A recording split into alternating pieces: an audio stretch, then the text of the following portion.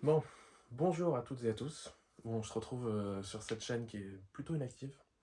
On n'est pas sur du tous les dimanches, non. Bon, aujourd'hui on va parler de God Save the Tuche, voilà, qui est sorti le 5 février 2025 en France. Donc déjà, je voulais qu'on parle un peu de la saga en général, ce que moi je pense, hein, parce que je suis que c'est la vie que d'un mec, hein, une petite merde comme ça, tout petit par rapport au monde qu'on est. Du coup, moi, déjà, faut savoir, je suis plutôt positif, quoi. Faut le faire pour ne pas faire mes meilleurs trucs. C'est pas très français ce que je dis. Et ouais, moi, cette saga, j'ai toujours bien aimé. Parce que oh, ça me fait rire, mais je rigole de tout. Et ouais, le un et le 3 pour moi, c'est le meilleur. Surtout le 3 voir ce couillon de Jeff en président. Franchement, c'est un bonheur. Le 2 c'était sympa. Moi, ça m'a fait rire. Tu peux perdre 15 cartes, mais pas 15. Et le 4 un petit peu moins, parce que c'est plus mou, voilà. Mais même au début, j'avais pas du tout aimé. Et je l'ai revu, et au final, j'ai trouvé ça très mignon, l'ambiance de Noël et l'aspect familial, voilà. Avec des bonnes blagues, hein, toujours. Mais ouais, c'est assez mignon. Même globalement, la saga Les Tuches, c'est de l'humour, mais il y a toujours un aspect familial assez intéressant. Par exemple, Jeff et Tuche, j'ai toujours trouvé que c'est un très beau couple, assez mignon. Donc voilà. Alors pour ce cinquième volet, attendez, je vais regarder un peu mes notes. Voilà. Ça, au bac, ça passe pas, hein. Alors, qu'est-ce que j'ai pu écrire?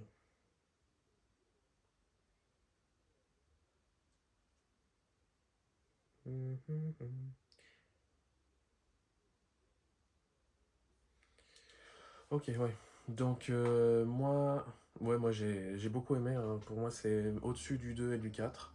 Voilà, donc dans les trois sur le podium, quoi, les trois meilleurs, je sais pas encore où je les mets, parce que c'est assez récent, faut attendre quelques mois, et là tu pourras faire un vrai podium, mais non, non, c'était vraiment bien.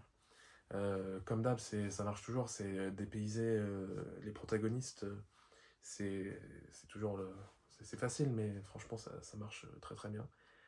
Euh, donc je vais spoiler, hein, je vous le dis tout de suite, parce que moi, j'écoute souvent des critiques de films, un peu tout le monde, et j'aime bien, après avoir vu un film, avoir l'avis de quelqu'un sur une scène en particulier.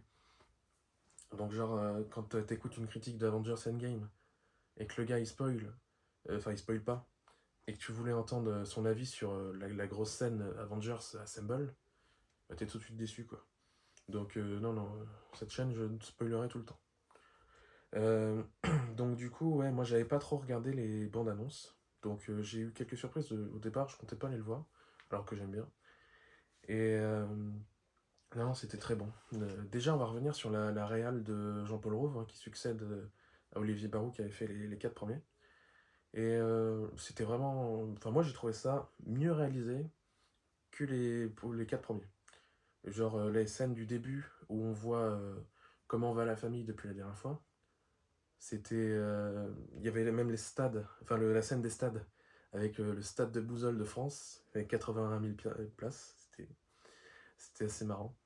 Et à chaque fois, ouais, le dézoom comme ça, pour aller sur le stade, franchement c'était bien. Et puis même sur le reste du film, euh, il n'y a aucun plan qui m'a dérangé, quoi.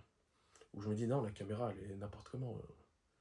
Donc franchement, il réalise très bien. Ça m'a donné envie de voir ses autres films à Jean-Paul Rouve. Je sais qu'il y en a un où il voit son lui-même jeune. Ça a l'air d'être un beau film, ça. Et puis si c'est lui qui a réalisé, c'est assez intéressant. Donc oui, au niveau des blagues, parce que c'est quand même le sujet principal d'une comédie, c'était vraiment, vraiment bon. J'ai été le voir le 2 février, le dimanche, en avant-première, et la salle était pleine à, je dirais, 85% de la salle, quoi. Parce que je m'y attendais pas du tout. C'est comme quand j'ai été voir un petit truc en plus. Moi, ça faisait longtemps que j'en avais entendu parler, parce que j'aime beaucoup les sketchs d'Artus. Et je me suis dit, bah oui, c'est un film qui va pas faire énormément, ça. Je suis arrivé le 1er mai, le jour de la sortie, et là, mais j'ai vu du monde jusqu'à la sortie du cinéma, la salle était pleine. Je me suis dit, mais il se passe quoi là, what? Et là, c'était pareil, la même surprise.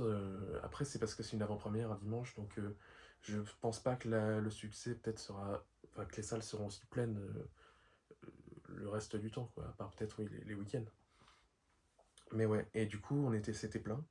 Et tout le monde a rigolé, voilà, y compris moi, j'ai beaucoup rigolé, hein. C'est pas juste le film que tu trouves drôle et où t'as le sourire tout le temps.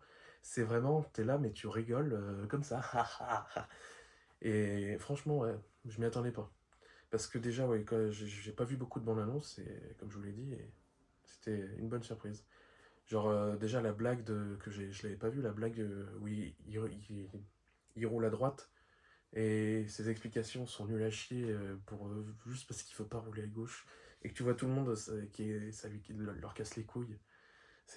Non, c'était très drôle. La blague avec le croquet où il le met dans la gueule de la reine. Mais moi, c'est con quoi. Mais moi, j'adore ce genre de blague. Donc il y a ça, il y a. Ouais, quand le roi il goûte les frites, il fait. Mm. C'est génial. Après, il y avait des frites partout chez les footeux du pays, et dans tout l'Angleterre. Non, non, c'était très bon. Après, ouais, sur le casting, franchement, aucun souci, hein, déjà parce qu'il y en a beaucoup qui reviennent. Euh, voilà. Et pour le roi, c'était très bon. La reine, j'ai aucune idée à quoi il ressemble, je ne m'intéresse pas trop à ça. Mais ouais, le roi, il était bon, il ressemblait. Et puis il y a le Elton John. On se demande tous, mais qu'est-ce qu'il fout là? J'ai cru que c'était le vrai. Puis après, bah, merci Google, j'ai vu que c'était un sosie vocal et physique. Et effectivement, mais il ressemble énormément, mais c'était très bon. Donc après, on va encore regarder ses notes, hein. On va tricher. Boum. Alors, est-ce que j'ai pu mettre?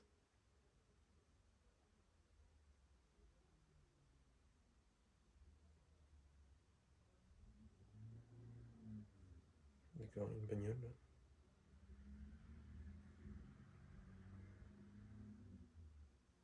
Ah oui, je vous en ai parlé de la scène d'intro où on voit comment va la famille.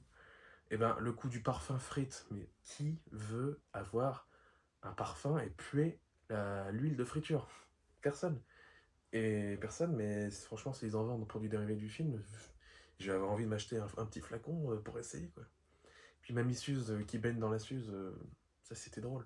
La scène du Haggis aussi, je l'avais vu dans la bande-annonce, mais ça m'a pas empêché de rigoler quand il dit va chercher une pelle, on va l'enterrer dans le jardin. C'était drôle. La scène des couverts. Au début, je me suis dit, bah oui, c'est un classique, les couverts extérieurs, on l'a déjà vu dans Titanic. Mais quand ils disent de l'extérieur, et tout le monde, sauf Coin, qui regarde l'extérieur par la fenêtre, c'est vraiment con, c'est farfelu, comme j'aime le dire, c'est un mot que j'adore. Mais c'est ça qu'on adore dans la saga, quoi. Donc, ouais, c'était vraiment très bon. Euh, En plus, il y a eu la scène où on revoit Jeff et Cathy jeunes. Moi, j'adore ces moments-là. En plus, tu vois, pour Jeff, à la limite, tu prends un enfant qui ressemble un peu vite fait, et tu lui mets une perruque et ça passe. Mais pour Cathy, je trouve vraiment que dans le regard, dans le visage, elle est vraiment très ressemblante. C'est comme dans Astérix Obélix, celui de Canet qui était pas si dingue, mais j'étais quand même content d'avoir vu la scène de enfants avec Obélix dans la potion magique. J'aime bien voir des flashbacks comme ça. Donc ouais, en définitive, c'était vraiment très bon. Une bonne surprise, hein, parce que j'avais hésité à le voir. Je me suis dit, on sait jamais si c'est le film de trop, voilà. Le cinéma, c'est pas 2 euros la place. Donc, et non. Non, non, bah, moi, je vous le conseille. Voilà. Euh, Même si je fais cette critique un peu en retard. C'est un film à aller voir. Moi, je lui ai mis la note de 4 étoiles sur 5. Et ouais, je voulais dédicacer d'ailleurs cette vidéo à Michel Blanc, comme le film l'a fait. Parce que bah, voilà, il nous a quittés beaucoup trop tôt, là, c'était récemment. Donc voilà. Et ben vraiment merci de m'avoir écouté. Donc on va se retrouver, je pense, bientôt pour Captain America Brave New World. Puis bah, je vous dis une bonne soirée. Au revoir. Ah, le mec il dédicace sa vidéo de merde à un mec ultra connu.